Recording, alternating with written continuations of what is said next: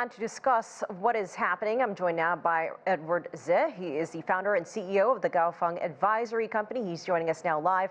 Talk to us first about the significance of this event, the Shangri Dialogue, and the importance of these face-to-face meetings. Your biggest takeaways from this event so far? Thank you, Elaine, for having me on your show. The Shangri Dialogue is very important because it brings together the key characters in the defense arena to meet in person and to have a dialogue.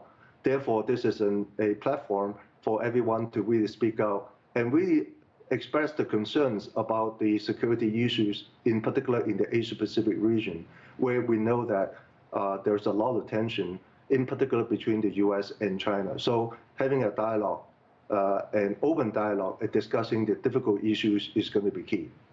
I want to get more into the U.S. and China in just a moment, but what are some of the biggest security concerns in the region overall? What are some of the other major topics? We're talking about the air, we're also talking about the water. What do you think we'll hear?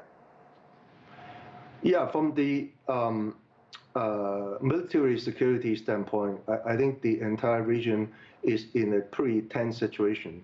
If we go all the way from North Asia, in Northeast Asia with the Korean Peninsula, with Japan and China, Russia, that's an area of a lot of tension today, as you know.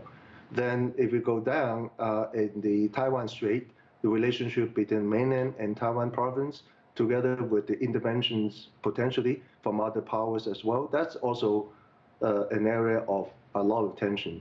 Then the South China Sea is where a lot of countries are having their own perspective about their own interests in the area. So everybody's trying to get a piece of the action in South China Sea, and also the US is also playing a big role there. So there's a lot of tension around.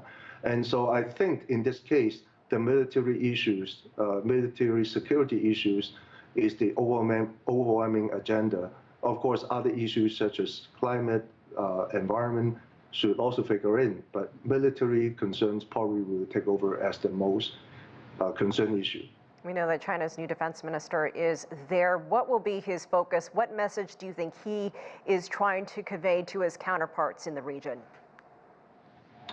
I believe that he will say China will also be a major guardian for the security for the entire region to the extent China could and should actually play that role.